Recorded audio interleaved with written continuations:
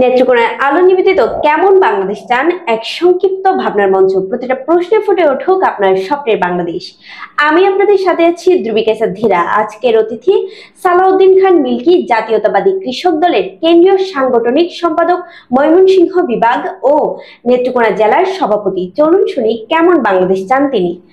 আমাদের অনুষ্ঠানে আপনাকে স্বাগত। আপনি কেমন আছেন? ভালো আছি, আল্লাহর রহমতে খুব ভালো আছি। আমার প্রথম প্রশ্ন, আপনি কেন্দ্রীয় কৃষক দলের সাংগঠনিক সম্পাদক হিসেবে আপনি কেমন বাংলাদেশ দেখতে চান? আমি প্রথমত বাংলাদেশ দেখতে চাই একটি সন্ত্রাসমুক্ত, চাঁদাবাজ মুক্ত এবং ন্যায় নীতি ভিত্তিক একটি বাংলাদেশ দেখতে চাই, যেখানে কৃষক তার ফসলের ন্যায্য মূল্য পাবে, শ্রমিক তার ন্যায্য মজুরি পাবে এবং শ্রমের মূল্য পাবে, সাংবাদিক, বুদ্ধিজীবী, সমস্ত শ্রেণী পেশার মানুষ যেখানে তার অধিকার নিয়ে কথা বলতে পারবে এবং অধিকার থেকে বঞ্চিত হবে না, এবং প্রত্যেকটা জায়গায় ন্যায় নীতি ভিত্তিক বাংলাদেশ গড়ে উঠবে এবং বিচারালয় স্বাধীনভাবে বিচার পরিচালনা করতে পারবে, যেখানে কোনো হস্তক্ষেপ করা হবে না, এবং শোষণমুক্ত একটি বাংলাদেশ চাই, দুর্নীতিমুক্ত বাংলাদেশ চাই, চাঁদাবাদ মুক্ত বাংলাদেশ চাই, একটি সুন্দর বাংলাদেশ চাই। বর্তমানে বাংলাদেশের কৃষকরা সবচেয়ে বেশি কোন সমস্যার মুখোমুখি? আপনি মনে করেন এর দীর্ঘস্থায়ী সমাধান কিভাবে সম্ভব? বর্তমানে নয়, যুগ যুগ ধরে কৃষক যারা আছে তারা অবহেলিত। যে কোনো সময়ে সরকার, যদিও কৃষকরা এই উৎপাদিত ফসল, আমি লক্ষ্য করি তাদের ফসলের ন্যায্য মূল্য কৃষক পায় না, তাদের বিরুদ্ধে সার্টিফিকেট মামলা করা হয় সামান্য কৃষি ঋণের জন্য। তারা আজকে সার, কীটনাশক, কৃষি উপকরণ সহ প্রত্যেকটি জায়গায় তারা উচ্চ মূল্যে এই সার তাদের কিনতে হয়, কীটনাশক ঔষধ কিনতে হয়, কৃষি উপকরণের মূল্য অত্যন্ত বৃদ্ধি। এই কৃষকরা যুগ যুগ ধরে অবহেলিত। আমি মনে করি উৎপাদিত ফসল সেটা যদি সরাসরি সরকারিভাবে ক্রয় করা হতো তাহলে তারা ন্যায্য মূল্য পেত, কিন্তু আমরা লক্ষ্য করছি যে এই কৃষকের ফসলের ন্যায্য মূল্য তারা পায় না। এই কারণেই একটি সিন্ডিকেট তারা এই কৃষকের ফসল কম মূল্যে নিয়ে গিয়ে সিন্ডিকেট করে তারা পরবর্তী সময় অধিক মূল্যে বিক্রি করে।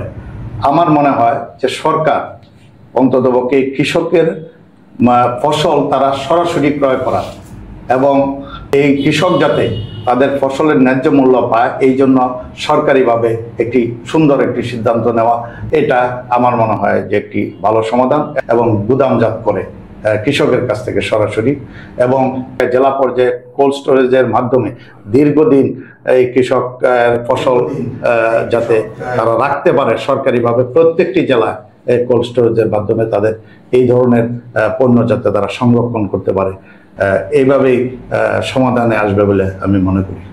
আপনার নেতৃত্বে কৃষক দলের কোনো সফল উদ্যোগ বা আন্দোলন আছে কি যা আপনাকে গর্বিত করে? আমি এটুকু বলতে চাই যে আমরা নেত্রকোনা জেলা কৃষক দল আমরা ইতিমধ্যে কিছু কর্মসূচি হাতে নিয়েছি, যেটি হলো প্রত্যেক কৃষকদেরকে আমরা চারা বিতরণ করছি, বিভিন্ন গাছের চারা, ফলজ এবং বনজ বৃক্ষ আমরা এগুলা তাদের মাঝে বিতরণ করছি, এবং ছোট ছোট প্রান্তিক পর্যায়ে যেসব কৃষক আছে তাদের কাছে আমরা ছুটে যাচ্ছি এবং তাদেরকে উৎসাহিত করছি এবং তাদেরকে সহযোগিতা করার জন্য আমরা তাদের পাশে দাঁড়িয়েছি। একটি বিষয় হলো কৃষক দল বিভিন্ন এই স্বৈরাচার বিরোধী আন্দোলনে জাতীয়তাবাদী কৃষক দল এটা বলিষ্ঠ ভূমিকা রেখেছে।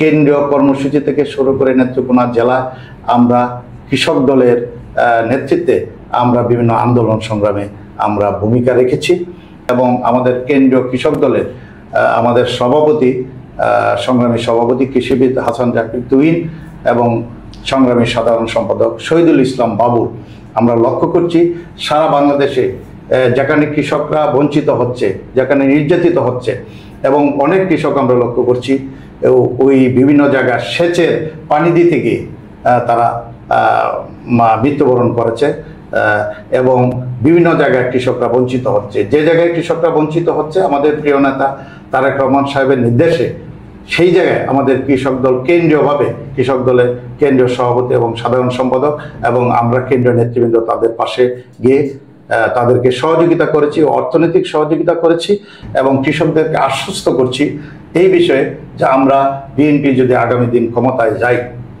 তাহলে আমাদের প্রিয় নেতা শহীদ প্রেসিডেন্ট জিয়াউর রহমান উনি ছিলেন মূলত একজন কৃষক নেতা। আমরা লক্ষ্য করছি যে উনি জীবন দশায় যতদিন ছিলেন উনি কৃষকের জন্য কাজ করেছেন এবং উনি একজন সফল প্রেসিডেন্ট হওয়ার পরেও গ্রামে গ্রামে ঘুরেছেন এবং খাল কেটেছেন। নিজে প্রেসিডেন্ট হওয়ার পর আমরা লক্ষ্য করেছি কোদাল হাতে নিয়েছেন, ওরা মাথায় নিয়েছেন এবং কৃষকদের ভাগ্য উন্নয়নের জন্য উনি কাজ করেছেন। উনি উন্নত বীজ বাংলাদেশে নিয়ে এসেছেন, সেলো মেশিন ওনার আমলে নিয়ে আসছে। কৃষিক্ষেত্রে যুগান্তকারী পদক্ষেপ শহীদ প্রেসিডেন্ট জিয়াউর রহমান নিয়েছেন এবং তারই ধারাবাহিকতা আমরা যারা কৃষক দলের রাজনীতির সাথে সম্পৃক্ত আমরাও বর্তমান সময়ে এই শহীদ প্রেসিডেন্ট জিয়াউর রহমানের রাজনীতির উদ্বুদ্ধ হয়ে আমরা কৃষকদের পাশে থাকতে চাই, মেহনতি লাঞ্ছিত বঞ্চিত কৃষকের পাশে আমরা থাকতে চাই। বর্তমানে কৃষি খাতে প্রযুক্তি ও নীতিমালার মধ্যে কি ধরনের পরিবর্তন হলে কৃষকরা আরো বেশি উপকৃত হবে বলে আপনি মনে করেন? আমরা পৃথিবীর বিভিন্ন দেশে আমরা বর্তমান সময়ে যে বিষয়টি লক্ষ্য করছি, কৃষি অনেক প্রযুক্তি নির্ভর। বাংলাদেশে এখনো মানদাতার আমলে যদিও কিছুটা অগ্রগতি আমরা লক্ষ্য করছি, যে আগে হাল চাষ করা হতো সনাতন পদ্ধতিতে, এই পদ্ধতিগুলা নেই। কিন্তু আমরা চীনের দিকে যদি লক্ষ্য করি, তাদের যে আধুনিক প্রযুক্তি, এই প্রযুক্তিগুলা বর্তমান সময়ে এখনো বাংলাদেশে আমরা আসেনি বা বাংলাদেশে এখনো সরকার সেইভাবে কৃষকদেরকে সহযোগিতা করতে পারছে না। তা আমি মনে করি যে কৃষি প্রযুক্তি, বৈজ্ঞানিক প্রযুক্তিতে যে বাইরে পৃথিবীর অন্যান্য কান্ট্রিতে, চীন সহ অন্যান্য দেশে যেভাবে নতুন প্রযুক্তির মাধ্যমে, বৈজ্ঞানিক প্রযুক্তির মাধ্যমে যেভাবে চাষাবাদ হয়, বাংলাদেশেও সেই ধরনের প্রযুক্তি এবং সেই পদ্ধতি যদি আমরা অবলম্বন করি তাহলে কৃষক উপকৃত হবে। আমাদের প্রিয় নেতা বিএনপির ভারপ্রাপ্ত চেয়ারম্যান শ্রদ্ধেয় জনাব তারেক রহমান সাহেব বলেছেন যে বিএনপি যদি ক্ষমতায় যায়, মানুষের জনসমর্থন নিয়ে সুষ্ঠু ভোটের মাধ্যমে বিএনপি যদি ক্ষমতা যায়, তাহলে ওনার পিতা শহীদ প্রেসিডেন্ট জিয়াউর রহমান সাহেব যেভাবে কৃষকের পাশে দাঁড়িয়েছিলেন, কৃষকের ভাগ্য উন্নয়নের জন্য কাজ করেছেন, আগামী দিন উনিও ওনার পিতার মতো কৃষকের পাশে দাঁড়াতে চান।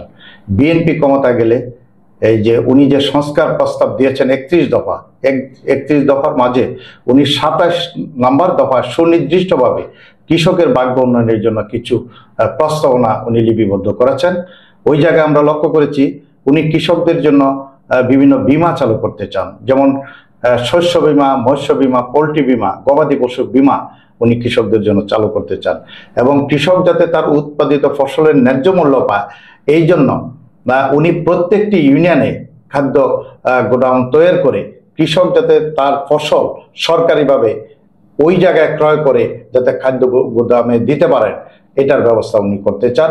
কৃষকদের জন্য সহজ শর্তে উনি ঋণের ব্যবস্থা করতে চান এবং কৃষক যাতে কোনো মামলা, সার্টিফিকেট মামলা কৃষকের বিরুদ্ধে না হয়, এই জন্য উনি ব্যাংকগুলাকে, সংশ্লিষ্ট ব্যাংকগুলাকে উনি বলতে চান যে কৃষকের সহজ শর্তে ঋণ দেওয়া এবং কৃষকদের বিরুদ্ধে যাতে কোনো ধরনের সার্টিফিকেট মামলা না হয় এবং প্রত্যেকটি কৃষক পরিবারকে উনি একটি করে কার্ড ওনাদের কৃষক পরিবারের হাতে তুলে দিতে চান। নতুন প্রযুক্তির সাথে উনি কৃষকদেরকে সম্পৃক্ত করতে চান।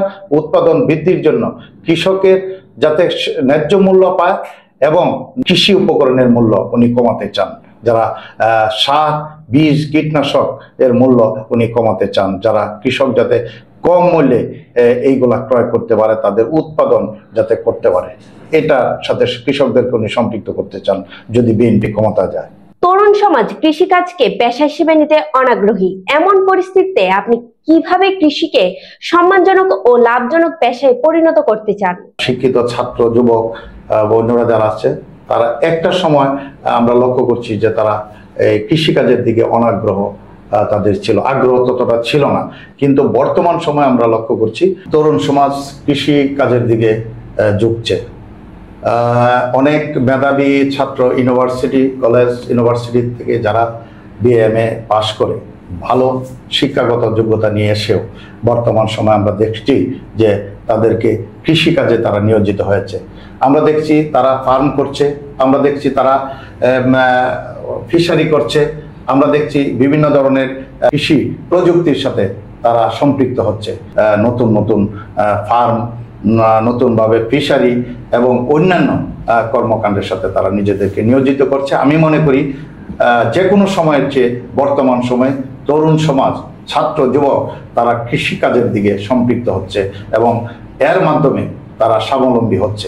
শেষ প্রশ্ন, একজন কৃষকের সন্তান হিসেবে ও কৃষক রাজনীতির নেতা হিসেবে আপনার কাছে কৃষক নির্ভর বাংলাদেশ গড়ার পথটা কিভাবে কল্পনা করেন? আমি একজন কৃষক নেতা হিসাবে এবং কৃষকের সন্তান হিসাবে আমি মনে করি এমন একটি বাংলাদেশ হবে যে বাংলাদেশে কৃষক তার আয় বৃদ্ধি পাবে এবং রাষ্ট্রীয় স্বীকৃতি পাবে এবং তার সম্মান বৃদ্ধি হবে।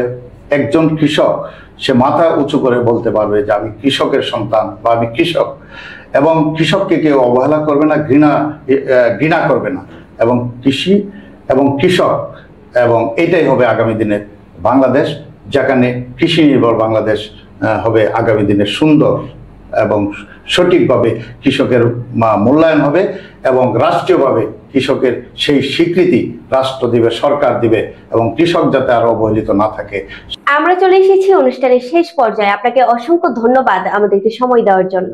আমি আপনাকেও ধন্যবাদ জানাই এবং নেত্রকোনার আলো কে ধন্যবাদ জানাই এই কারণেই যে কৃষি, কৃষক এবং কৃষি নিয়ে তাদের যে সুন্দর ভাবনা এবং কৃষকের পাশে থেকে তারা আজকে যে আমাদেরকে উদ্বুদ্ধ করেছেন, সাক্ষাৎকার নিয়েছেন, তার পাশাপাশি আমার সংগঠনের পক্ষ থেকে, বাংলাদেশ জাতীয়তাবাদী কৃষক দল কেন্দ্রীয় সংসদের পক্ষ থেকে, আমাদের প্রিয় নেতা কৃষক দলের কেন্দ্রীয় সভাপতি কৃষিবিদ হাসান জাকির তুহিন এবং আমাদের সংগ্রামী সাধারণ সম্পাদক শহীদুল ইসলাম বাবুলের পক্ষ থেকে আপনাকে অসংখ্য ধন্যবাদ জানাই। ভাবনা বিনিময়ে ফুটে উঠুক স্বপ্নের বাংলাদেশ। দেখছিলেন নেত্রকোনার আলো নিবেদিত কেমন বাংলাদেশ চান। এতক্ষণ আমাদের সাথে ছিলেন সালাউদ্দিন খান মিল্কি, জাতীয়তাবাদী কৃষক দলের কেন্দ্রীয় সাংগঠনিক সম্পাদক ময়মনসিংহ বিভাগ ও নেত্রকোনা জেলার সভাপতি। পরবর্তী পর্বে ফিরে আসবো নতুন কোনো অতিথি নিয়ে। ততক্ষণ পর্যন্ত ভালো থাকুন, সুস্থ থাকুন, স্বপ্ন দেখুন। ধন্যবাদ।